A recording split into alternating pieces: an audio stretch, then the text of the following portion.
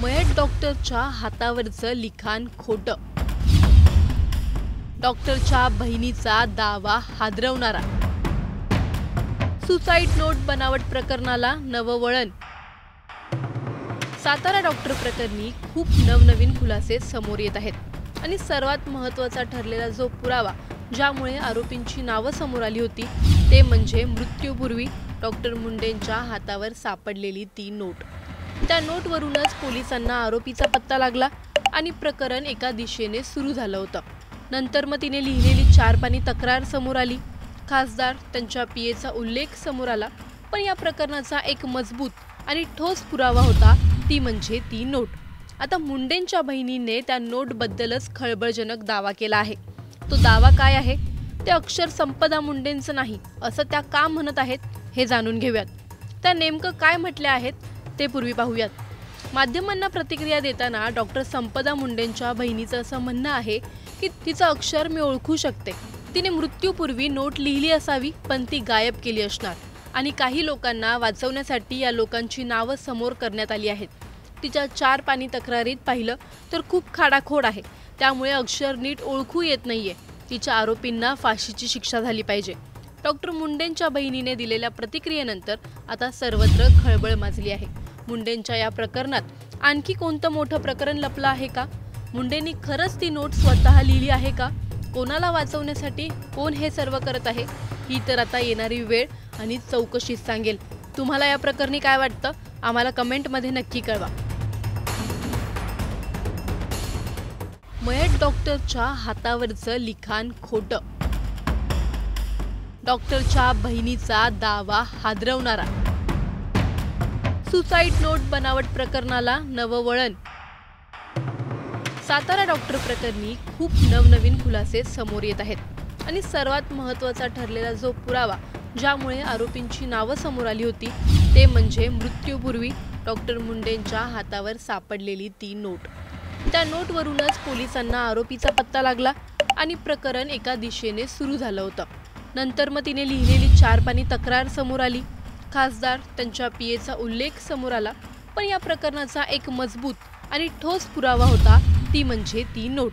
आता मुंडेंच्या बहिणीने त्या नोटबद्दलच खळबळजनक दावा केला आहे. तो दावा काय आहे ते अक्षर संपदा मुंडेंचं नाही असं त्या का म्हणत आहेत हे जाणून घेऊयात.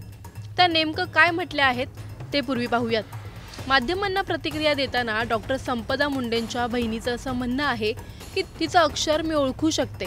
तिने मृत्यूपूर्वी नोट लिहिली असावी पण ती गायब केली असणार आणि काही लोकांना वाचवण्यासाठी या लोकांची नावं समोर करण्यात आली आहेत. तिच्या 4 पानी तक्रारीत पाहिलं तर खूप खाडाखोड आहे. त्यामुळे अक्षर नीट ओळखू येत नाहीये. तिच्या आरोपींना फाशीची शिक्षा झाली पाहिजे. डॉक्टर मुंडेंच्या बहिणीने दिलेल्या प्रतिक्रियेनंतर आता सर्वत्र खळबळ माजली आहे.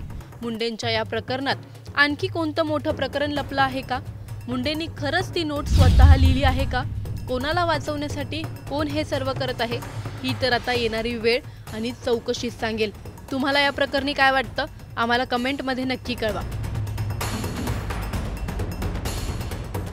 माझ्या मरणाचं कारण पोलीस निरीक्षक.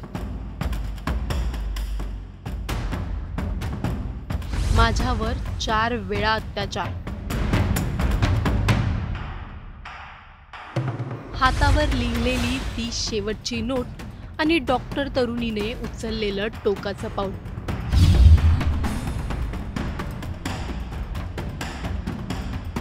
माझ्या मरणाचं कारण पोलीस निरीक्षक गोपाळ बदने आहे. माझ्यावर 4 वेळा अत्याचार केला. पोलीस प्रशांत बनकरने मला मानसिक आणि शारीरिक त्रास दिला आहे. हे होते एका महिला डॉक्टरने स्वतःला संपवण्याआधी हातावर लिहिलेले ते शेवटचे शब्द. एक शिक्षित डॉक्टर तरुणी टोकाचं पाऊल उचलते आणि जाताना एवढे गंभीर आरोप मागे सोडून जाते. हे प्रकरण नेमकं काय आहे? ही घटना कोठे घडली? पीडिता मूळची कोणत्या ठिकाणची आहे? तिच्या हातावरील मजकुराचा नेमका अर्थ काय? तिने टोकाचं पाऊल का उचललं? तिच्या परिवाराकडून कोणते खळबळजनक आरोप केले जात आहेत? एका डॉक्टरच्या मृत्यूचं पोलिसांशी काय कनेक्शन? हे सर्व इन डिटेल जाणून घेणार आहोत. त्यामुळे हा व्हिडिओ शेवटपर्यंत नक्की पहा आणि टाइम्स नाऊ मराठीच्या सर्व माध्यमांना सबस्क्राईब आणि फॉलो करायला विसरू नका.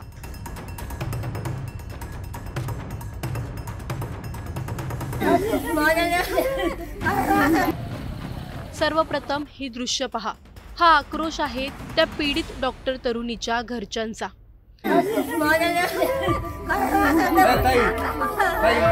आज ती डॉक्टर तरुणी त्यांच्यात नाहीये आणि ती जाताना तिच्या मागे अनेक रहस्य सोडून गेली आहे.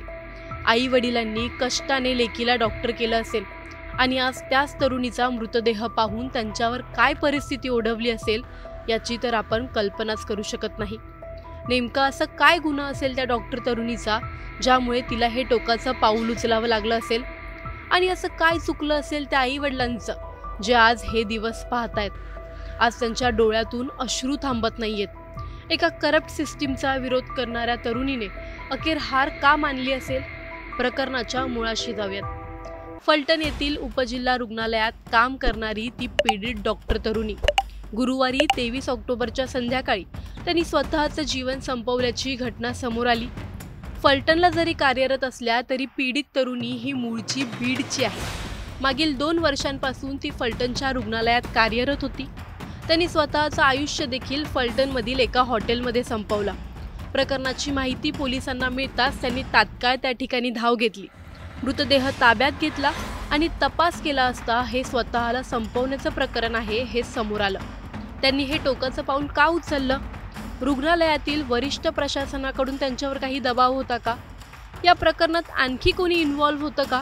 याचा तपास करण्यात आला आणि चौकशी दरम्यान पीडितेच्या सहकाऱ्यांकडून समजलं की डॉक्टर तरुणीने त्यांच्या वरिष्ठांकडे एक लेखी स्वरूपात तक्रार केली होती. त्यात त्यांनी माझ्यावर अन्याय होत आहे, मी स्वतःला संपवेन असा इशारा दिला होता. पण त्यावेळीच त्यांच्या तक्रारीकडे कोणीही लक्ष दिलं नाही आणि त्यांनी गुरुवारी स्वतःला संपवलं देखील. आता प्रश्न आहे की नेमका कोणता अन्याय होत होता आणि या प्रकरणाला वरिष्ठांनी गांभीर्याने का घेतलं नाही? हातावरील मजकुरातून समोर आलेल्या नावाचा संबंध देखील तपासात उघड झाला आहे आणि तो म्हणजे पोलीस आणि आरोग्य विभागातील तो वाद. पीडित डॉक्टर तरुणी पोलीस आणि आरोग्य विभागातील एका वादात अडकल्या होत्या. पीडितेचा वैद्यकीय तपासणी संदर्भात पोलिसांशी वाद झाला होता आणि त्या वादावरूनच तिची चौकशी सुरू होती. चौकशी दरम्यान तिच्यावर अन्याय होत असल्याची लेखी तक्रार त्यांनी वरिष्ठांकडे केली होती, पण तिच्या तक्रारीकडे कोणीही लक्ष दिलं नाही. आता तिच्यावर याच चौकशी दरम्यान 4 वेळा अत्याचार झाला होता का असा प्रश्न समोर येतो. जाणून घेऊयात की त्या डॉक्टर तरुणीचा पोलिसांशी नेमका वाद कोणत्या विषयावरून झाला. तर डॉक्टर तरुणीच्या काकांनी माध्यमांशी बोलताना स्पष्ट आरोप केले की ती आम्हाला मधून असं सांगायची की पोस्टमॉर्टम करताना रिपोर्ट बदलून घ्या वगैरे त्रास होतोय. अधिकाऱ्यांचा त्रास मला झाला तर मी स्वतःला संपवेन असंही ती सांगायची. याबाबत तिने लेखी तक्रार दिली होती पण त्यावर तिला उत्तर आलं नाही. पोस्टमॉर्टम रिपोर्ट बदलून घ्या असं तिला सारखं सांगायचे. रिपोर्ट बदलण्यासाठी तिच्यावर दबाव यायचा. तिला हे सहन होत नव्हतं. तिने जवळच्या लोकांनाही सांगितलेलं की मला त्रास झाला तर मी स्वतःला संपवेन. बाकी आम्हाला फार माहिती नाही.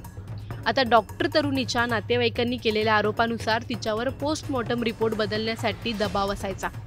पोलीस अधिकाऱ्यांकडून तिच्यावर नेमका अन्याय झाला का आणि तिच्यावर चुकीच्या कामासाठी अन्याय केला जात होता तर हॉस्पिटल प्रशासनाने दखल का घेतली नाही? तिच्या काकांप्रमाणेच तिच्या नातेवाईकांनी देखील या आरोपाला दुजोरा दिला आहे. ते नेमकं काय म्हणालेत ते जाणून घ्या. मेरी बहन यहाँ पे फलटन में मेडिकल ऑफिसर थी लास्ट 2 ईयर्स से, लेकिन पिछले साल में उसको पुलिस और राजनीतिक प्रेशर बहुत बढ़ रहा था. उसका गलत पोस्टमार्टम रिपोर्ट बनाने के लिए उस पर प्रेशर डाला जा रहा था. उसने वैसा शिकायत करने के भी लेटर लिखे थे SPD और SP को, लेकिन उन्होंने कुछ भी उस पर ये नहीं किया, कार्यवाही कुछ भी किए नहीं. और कुछ भी बोलना, अपशब्द बोलना और पेशेंट को हॉस्पिटल में ना लाते हुए भी फिट अनफिट रिपोर्ट देना, ऐसा उस पर प्रेशर बना रहे थे पुलिस को. आप क्या मांग रहे? बस हमारी इतनी ही ये है कि हमारे बहन को न्याय मिलना चाहिए. तर हे नेमकं प्रकरण काय आहे आणि त्याच्यावर नेमकी काय कारवाई केली जात आहे हे देखील पोलिसांनी स्पष्ट सांगितलं आहे.